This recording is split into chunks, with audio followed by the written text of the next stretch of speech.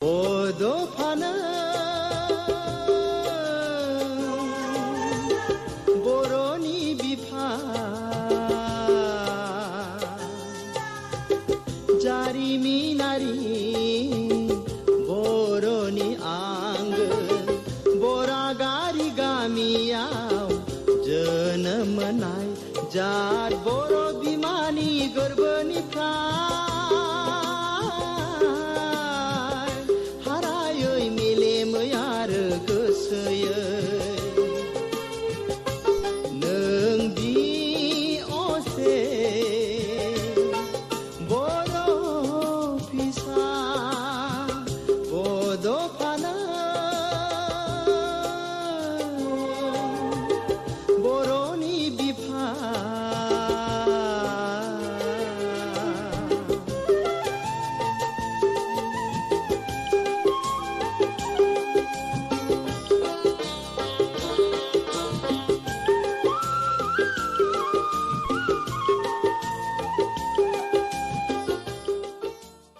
बड'फानि दिनै 37थि जे थैनाय सान बा रुंसारि सान दिनै बेयो दुखुनि सम थेवबो जोङो बर' हारिया बिथांनि जि हाबा मावनाय दुलाराय बर' फरायसा आफादनि 4 बोसोर आफादगिरि जानानै बिथाङा बर' हारिनि थाखाय जि मोनसे बेसेन गोसा सम बिथाङा होनानै बर' हारिखौ बिश्व दरबाराव प्रतिष्ठा खालामनाय आलादा रायजो बड'लेण्ड दाबिनायनि गेजेरजों बर'नि राव थुनलाइ हारिमु बर'नि सोदोमस्रि बर'नि हा हु रैखाथिनि थाखाय बिथाङा बर' हारियाव जि जावरिखांनाय लाबोबाय आरो बिथांनि जि आदर्श आरो खान्थि लिभ एन्ड लेट लिभ थां आरो थांनानै थानो हो बुहुमाव रायजो जानाय गासैबो डाउन टु कमिउनिटि बा गोग्लैसोनाय बा थगायजानाय गादबजानाय सुसिजानाय बे माने समाज आरो हारिखौ जौगाहोनायनि थाखाय बिथाङा मोनसे मोन्थोर लानानै हाबा मावदोंमोन आरो दिनै बिथांनि जि आदर्श आरो खान्थिनि गेजेरजों लामा हान्थिनायनि गेजेरजों बर' हारिया गावखौनो खुंनो हानाय दिनै माने BAC BTC आरो दिनै BTR मोनथाम दिनै जों गोरोबथा मोननो हाबाय आरो दिनै बिथाङा जि सिमां दंमोन बे सिमाङा मोगथाङाव दिनै जाफुंनानै दिनै जाफुंनायनि बेलायाव जुदि स्पष्टयै बुंनो गोनां जायोब्ला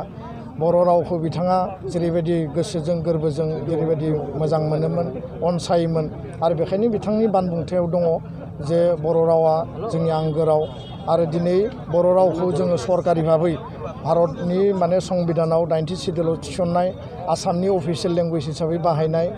आरो दिनै नैबे सुक्तिनि गेजेरजों जोङो जि मर्यादा मोननो हाबाय बिथाङा जि उद्देश्यखौ बे जि थांखिखौ लानानै हाबा मावदोंमोन बे जाफुंदों होननानै आं सानो बर'नि रांखान्थि जौगाहोनांगौ बर'नि हा हु बेखेवनो होनांगौ बा रैखाथि होनांगौ बर'नि सोदोमस्रि बर'नि गासैबो बिथिंखौ लानानै बिथाङा बर' माहारिबाद बर'खौ अननाय बर'खौ मोजां मोनफ्लेनाय जिखिनि बिथांनियाव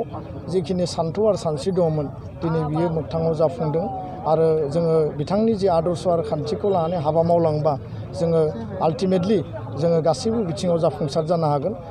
बिथाङा साइन्टिफिक ससाइटि मोनसे दानायनि जि सिन्था खालामदोंमोन दिनै जोङो दुखु मोनो जे दिनैबो जोंनि गेजेराव दायना दायनि बिसास खालामनाय जौ जुवानि जि थासारि दिनै माने हिंसानि लामा लानाय बबेयावबा गुलि गावनाय बबेयावबा नोङो सोरखौबा धमकि होनाय बे थासारिया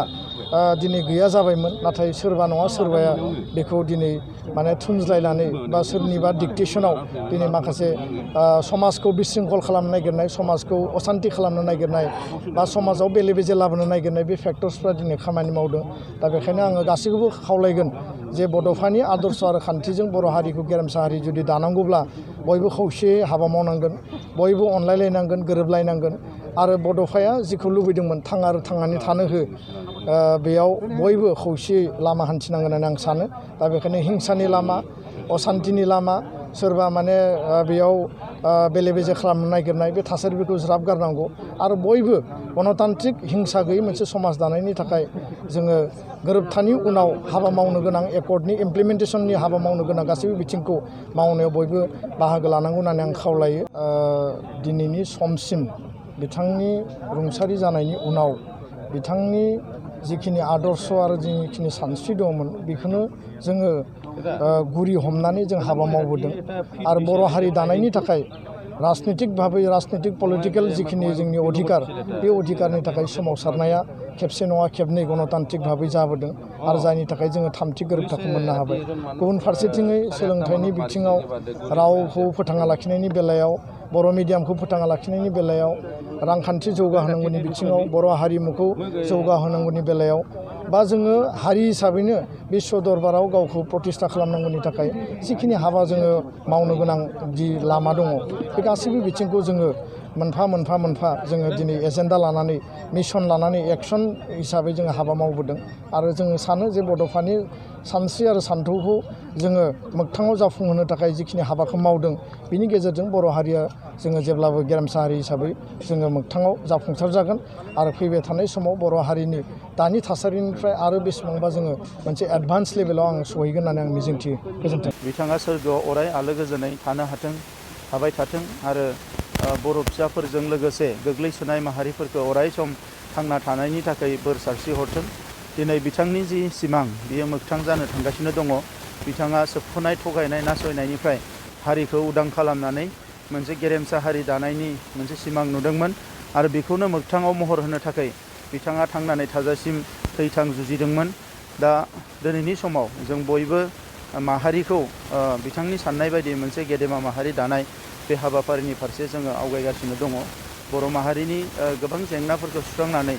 हारिखौ जेंनानिफ्राय उद्धार खालामनानै गेदेमा हारि दानायनि थाखाय जेफोर नांगौ बिथिंफोरखौ जोङो नोजोर होगासिनो दङ। दा बेनिखायनो नैबे समाव आङो माहारिनि साफ्रोमबो सुबुंखौ खावलायगोन जे बड'फानि जि आदर्श बिथांनि जि सानस्रि सान्थौ बेजों बयबो गोरोबफानानै आवगायलांनांगौ। नैबे समाव एना एनि सानलायनायनि सम नङा। थांनाय गोलाव समाव एना एनि सानलायनानै जोंहा गोबां खहा जाबोबाय। दिनैबो गुलि गावनाय बायदिसिना थासारिफ्रा जोंनि हारियाव नुनो मोन्दों। बियो जोबोद दुखुनांथाव बाथ्रा जादों आरो लाजिनांथावबो बाथ्रा जादों। थांनाय 30 बोसोराव सोमावसारनायनि मुङाव बर'फ्रा गावनिनो गेदेमा सुबुंफोरखौ खोमानानै लाबाय आरो दिनै नैबे समाव फिन जोङो जेरैबायदि मोनसे थासारि लाबोफिननो नागिरदों बेयो जोबोद दुखुनांथाव जागोन आरो बिनि थाखाय जाय बिथांमोना बे हाबाफारिखौ आखायाव लादों बिथांमोनानो दायनिगिरि जागोन। नैबे समा लेखा सोलोंनायनि सम, नैबे समा रांखान्थियाव जौगानायनि सम, बे समा हारिया साइन्स आरो टेक्न'लजि फारसे दावगालांनायनि सम। दा बेबायदि समाव जुदि हारियाव गाज्रि थासारि लाबोफिनोब्ला हारिया जोबोद खहा जागोन। दा बेनिखायनो बड'फानि सान्थौ सानस्रिखौ सिगाङाव दोननानै गेरेमसा हारि दानायनि फारसे बयबो आवगायनांगौ आरो गेना गोरोन्थि सानलायनायफोरखौ बयबो नागारलायनांगौ। दा बेखौनो जोङो मावनो नाजागासिनो दङ जे जोंनि राव थुनलाइया जौगानांगौ, हारिमुवा जौगानांगौ, जोंनि सुबुं धोना जौगानांगौ आरो जों रायजो जानाय ओनसोलनि जोंनि इनफ्रास्ट्राक्चारा जौगानांगौ आरो साफ्रोमबो बर' फिसाया गावनि संस्कृति गावनि हारिमु गावनि रावखौ लानानै बिखाफोर जानानै बुहुमाव थांना थानो मोननाय थासारि मोनसे फैनांगौ। दा बेफोरखौनो लानानै जोङो खामानि मावनो नाजागासिनो दङ। जोंनि सरकार दानाया मास मोनथामल' जाबाय। बिनि गेजेराव इलेक्सन फैबाय, कर'ना भाइरास फैबाय। नाथाय जोङो दायो बे गासैबो खोथाखौ लानानैनो मोनसे मोजां गेरेमसा हारि दानो थाखाय जोङो हाबाफारिखौ रनसायगासिनो दङ। मोजाङानो जागोन, बेवहाय जेबो साननांगौ गैया। एबार आसामाव NDA गभर्नमेन्ट फैफिनगोन जेराव UPPLआ मोनसे बाहागो बेवहाय थागोन आरो जोङो आसाम सरकाराव मोजां इनफ्लुयेन्स खालामनानै जोंनि जौगालु खामानिफोरखौ गोख्रोङै मावनो हागोन। जोंनि बिजिरनायाव 7निख्रुइ गाहायाव फैनो नाङा। दा बेवहाय बारासो फैनांगौ बेबायदि मोनसे अंकखौ जों नुहुरो।